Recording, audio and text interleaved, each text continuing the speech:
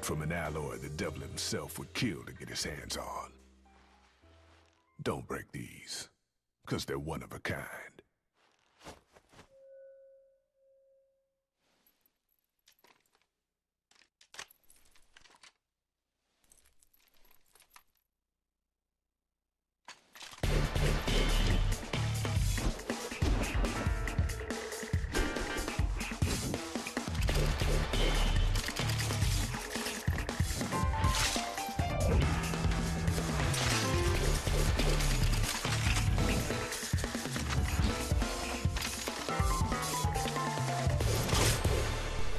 Thank you for tuning in. This is DJ Bob Fresh from Segashiro.com, and I'm very happy, very pleased to be bringing you a video review of Bayonetta. This is on the Xbox 360, it's also out on the PS3, and welcome to 2010 if you're a Sega fan. Now, if you've been following the game industry at all, you know that this title has been receiving praise right across the board. And is it deserved? Well, let me tell you, yes it is. Team Little Angels at Platinum Games, combined with the force of Sega, have really created the next evolution of the action game. If you've ever played a title like Devil May Cry, this game ups the ante, evolves the format, and really brings it to strange new heights. Now, action revolves around silky smooth combos that you kind of create on your own. So you can go into the items menu, buy different move sets, and then kind of build the Bayonetta that you want.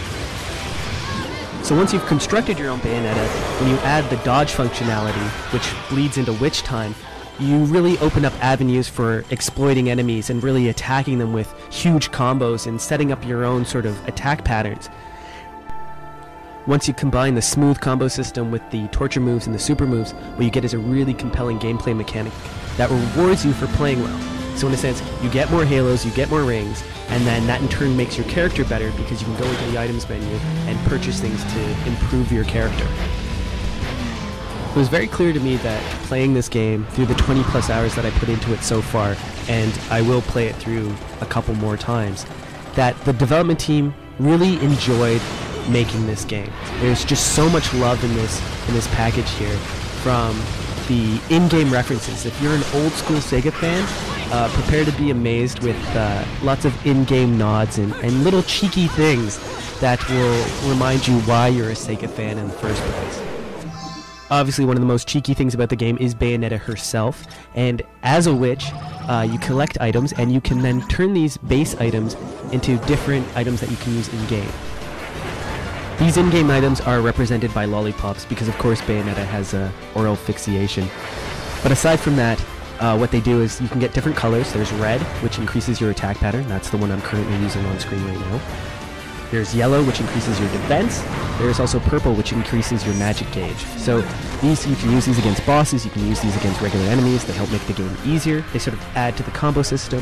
However, they're counted against you at your end of level scoring. So if you're trying to go for bronze trophies or trying to go for platinum trophies, you might want to dissuade yourself from using them.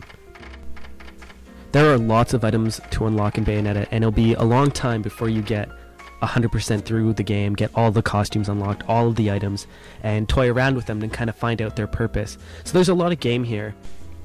Bayonetta does a lot of little things right. Like, one such example is being able to try out the techniques before you purchase them. It's just a nice touch, helps you get the Bayonetta that you want. Another feature is that it actually tracks all your combos. And so you can actually see what you've been relying on and see how much more of the game there is to explore. Once you finish the game, you unlock the world of Bayonetta, which has some nice little features and galleries that you can check out. The gallery itself is pretty full-featured. It's got tracks, full 3D models, and a video that's worth beating the game for. There is a lot of fan service in Bayonetta. For example, if you're quick and you're a big Sega fan, you might notice things from Outrun, you might notice things from Space Harrier, you might notice things from other Platinum Games titles. I'm pretty sure at one point in the game I heard Bayonetta yell out, "Henshin a go-go, baby." It's just a game that loves being a game and is wonderful in that regard. The story is about as delightfully weird as the gameplay and the action is and the characters that live in this universe. However, don't get me wrong, while it's strange and wonderful and wacky and weird, the production values are sky high.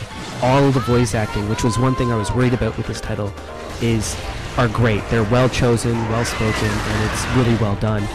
On top of that, the cutscenes, the music, the orchestra score, for the most part, is fantastic. And Bayonetta's theme, which comes up, had me humming along by the end as well, which is one thing I didn't think was going to happen. Like I said before, there's lots of little touches that make this game very, very helpful for gamers. So kind of after I played through some of the levels, I wanted to try certain challenges and certain levels again, kind of up my score, go for those platinum rankings. I didn't have to watch any of the cutscenes. I could immediately skip. And, you know, it's little things like that that kind of make this a real treat for gamers. The issues, if any, were very, very minor. Occasionally I noticed a little bit of screen tearing, but nothing really that marred this complete package.